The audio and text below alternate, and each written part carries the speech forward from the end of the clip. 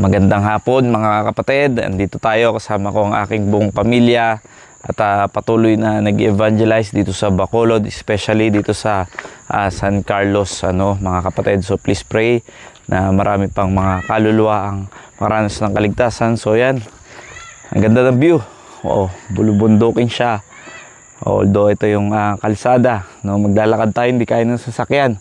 Doon yung sasakyan natin, iniwan na lang natin doon yung nirent natin na sasakyan. So yan, ganda ng lugar at enjoy na enjoy din yung mga bata sa ganitong klaseng lugar. Ang sarap sa gawain ng Panginoon, ma-experience yung mga ganitong bagay. Isang malaking privilege na makaranas ng mga ganitong klaseng experience habang nagbabahagi ng salita ng Diyos.